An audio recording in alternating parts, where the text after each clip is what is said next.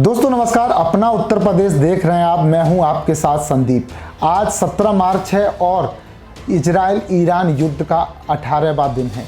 आज 18वें दिन जो कुछ हुआ उससे पहले आपको 24 से 48 घंटे पहले जो कुछ हुआ है वो जान लेना चाहिए। कैसे ईरान को अब दुनिया नया बॉस मानने लगी है। ईरान का लोहा है अब दुनिया मानने लगी है। मिडिल ईस्ट के देश भी अब ईरान के सामने झुकते हुए नजर आ रहे हैं क्योंकि डोनाल्ड ट्रंप ने घुटने टेक दिए हैं।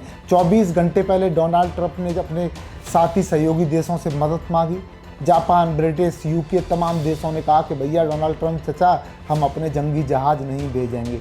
उसके बाद ईरान ने इजराइल पर अपनी सबसे खतरनाक मिसाइलें दागना शुरू कर दिया। 55वीं लहर आज ईरान ने इजराइल पर दागी है, जिससे इजराइल के जो आधुनिक सिस्टम थे वो चूरन हो गए हैं। समझ नहीं आ रहा कि ईरान की जो मिसाइल हैं इन्हें कैसे रोकें। लेकिन इसी बीच सबसे बड़ी खबर है भारत से जुड़ी हुई। कैसे स्टेट ऑफ परफॉर्मेंस पर भारत की बड़ी जीत हुई है। डॉक्टर एस जयशंकर ने जो ऑपरेशन चलाया था वो कैसे ऑपरेशन इस समय सक्सेस होता दिख रहा है। दोस्तों जरा सोचिए, एक तरफ ईरान मुस्लिम देशों को ठोक रहा है, मिडिल ईस्ट में तबाही मचा रहा है, सऊदी अरब में क्या हाल कर दिया है, दुबई का क्या हाल कर दिया है। दुबई से लोग, अरबपति लोग दुबई छोड़ कर भाग रहे हैं। तमाम मुस्लिम कंट्रियों में ईरान जो है लगातार स्ट्राइक कर रहा है, लगातार अपनी मिसाइलें दाग रहा है। पाकिस्तान के भी होश ठिकाने इस समय ईरान ने लगा दिए। लेकिन एक तरफ ईरान मुस्लिम देशों पर ही स्ट्राइक कर रहा है, दूसरी तरफ ईरान क्या कर रहा है, दूसरी तरफ ईरान डंके की चोट पर भारत का साथ दे रहा है। भारत के जो जहाज़ थे, भारत की जो देश में किल्लत चल रही थी, एलपीजी कच्चे तेल की किल्लत, अब उसे लेकर पहले कल शिवालिक जहाज़ भारत में एंट्री लेता है। आज दूसरा जहाज़ नंदा देवी भी भारत की सीमा में एंट्री ले चुका है, जब तक मैं आपको ये खबर बता रहा हूँ।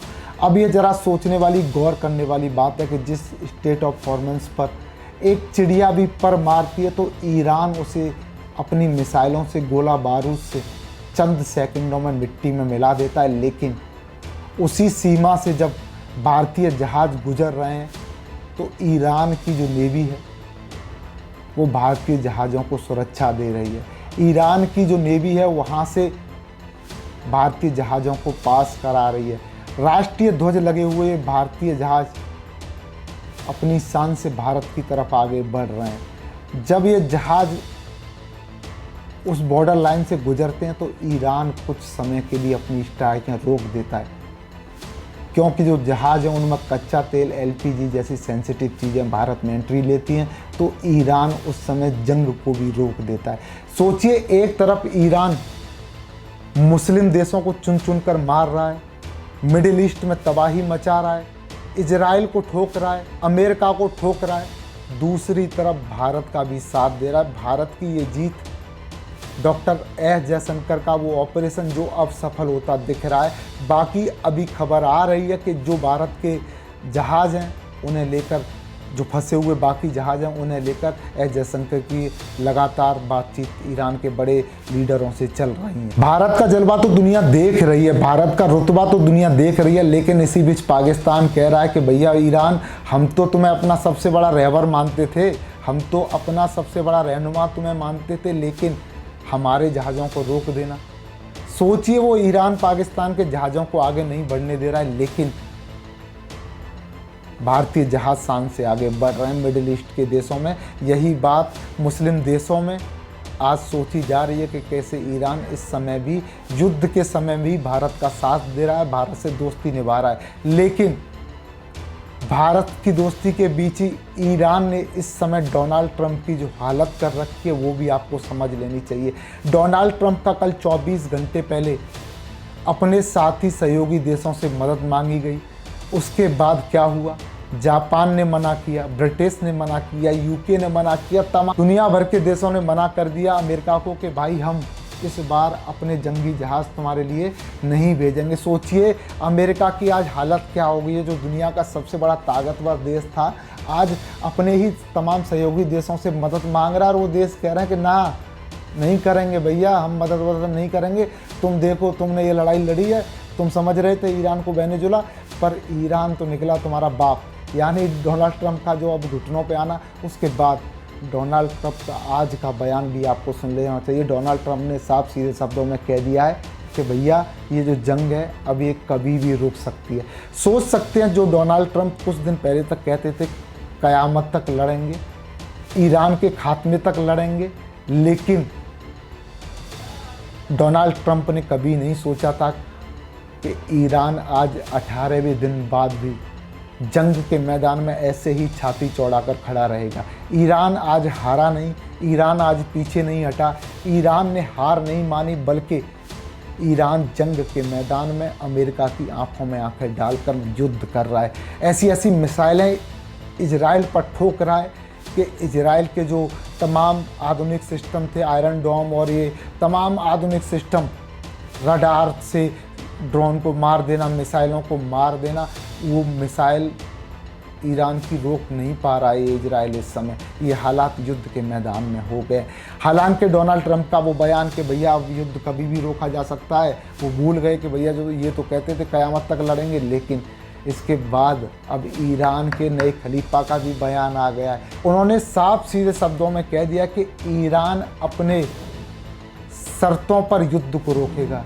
यानी जो ट्रंप चचा तुम युद्ध रुकवाने की बात कर रहे हो, ईरान ऐसे अब युद्ध नहीं रोकेगा। ईरान डंके की चोट पर अपनी शर्तें रखेगा।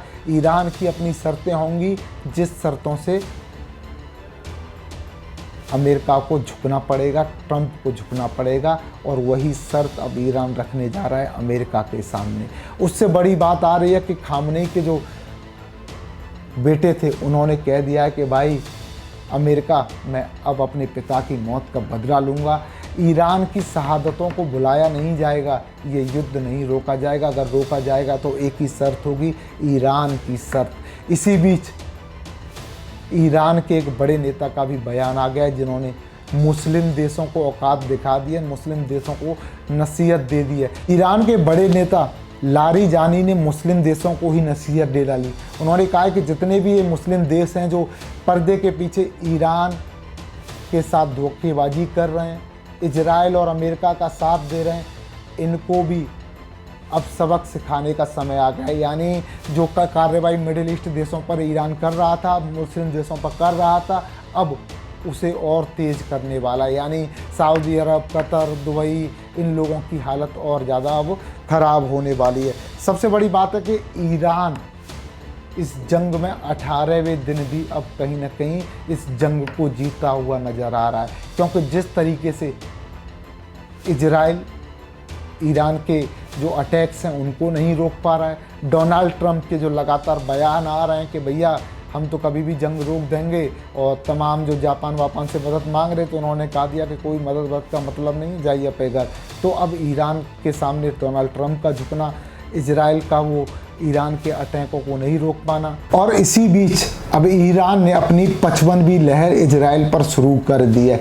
इसी बीच दुनिया कह रही कि भैया अब जो ईरान है ये बड़ा लड़ाकू देश है भाई, ये हार नहीं मानेगा, ये झुकेगा नहीं, ये रुकेगा नहीं। इसी वजह से डोनाल्ड ट्रंप अब 18वें दिन घुटनों पर आ गए। इजराइल भी अब कहीं ना कहीं ईरान के सामने नरम पड़ता दिख रहा है, क्योंकि ईरान की जो मिसाइल हैं उन्हें अब इजराइल रोक नहीं पा रहा है। युद्ध का 18वां